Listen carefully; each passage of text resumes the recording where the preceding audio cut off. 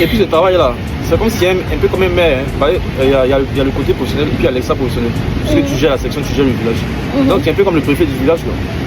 Tu gères les litiges, tu gères le village comme un maire. C'est depuis 2010 qu'on se connaît. Ouais, 2010, ouais. Qu'est-ce qui a changé entre le Mac de 2010 et le Mac de maintenant? Attends, tu me vois, non, tu vois, tu vois qu'elle a changé. Non? Ouais. Qu'est-ce qui a changé en moi? En 2010, il n'y a pas de débat. Je veux dire, psychologiquement, pas physiquement. En 2010, là, ce n'est pas bien les gens. Comment on appelle ça même? Il n'y a pas de naïf. Hein. Ce n'est pas bien les gens. Mais maintenant, ils scènent les gens tellement facilement. C'est l'expérience de la vie. Ok. En 2010, il était un ange tombé du ciel. Mais là, je suis un ange qui n'est pas tombé du ciel. Ça, tu as grévé. Ouais. Oh pardon, dis pas ça sinon j'ai arrêté de marcher avec toi. Bon, en 2010 là, bon, je sais pas comment on dit le mot là. Il était innocent. Ok. Mais là, je suis plus innocent. Ouais. Ok. Quel conseil tu donnerais au Marco de 2010? Oh. Ne marche pas avec Larissa. Non, pas pourquoi. Non, chaque rencontre qu'on fait là, elle est importante pour le développement personnel. Hein. Ok. Voilà. Le conseil qu'elle a me donné en 2010, c'est de payer des lunettes d'abord. Avant de rentrer à l'INP. Ouais. Tu comprenais pas, John, c'est parce que tu vois pas clair. Ouais. Ok. Et qu'elle paye mes verres, c'est trop tard, donc elle a payé des verres d'abord. Ok. Du coup, là, on a passé la Saint-Valentin entre amis en vérité. Ouais. Et j'ai envie de dire, quel est ton message d'amour, de paix?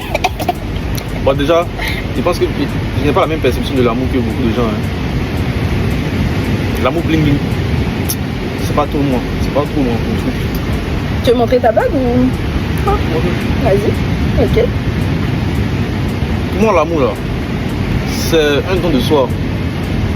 C'est des preuves d'amour. C'est pas pour dire j'ai payé un bouquet de fleurs à la Saint-Valentin et tout. Genre l'amour là, ça se vit au quotidien. Ça se vit dans l'attention qu'on apporte à la personne, dans la façon de gérer les problèmes avec la personne, dans la disponibilité qu'on a pour la personne. Ça se joue pas forcément dans les je t'aime tous les jours, je t'aime tous les jours. Pour moi, c'est pas ça l'amour. Pour moi, l'amour, c'est la présence auprès de la personne chaque jour au quotidien, la manière de la supporter, les attentions qu'on a pour elle au quotidien. On peut avoir des attentions tous les jours. Moi, je préfère être attentionné, présent pour la personne, présent pour elle dans les moments difficiles. 365, je suis 365. Plutôt que de donner un cadeau à la Saint-Valentin et puis trouver quelque chose, je ne sais plus. Voilà quoi.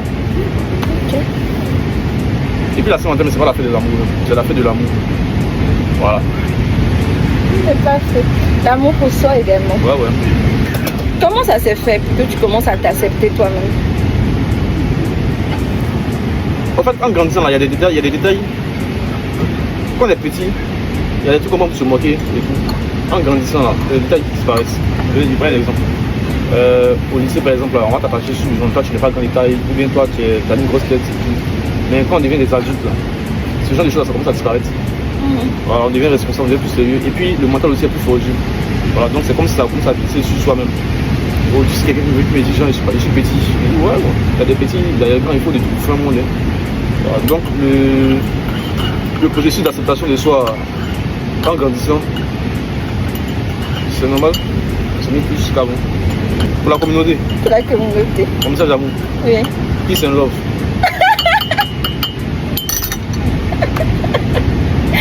C'était Marco, mon ami depuis 2010. Ouais. Ouais, depuis longtemps quand même. Ouais.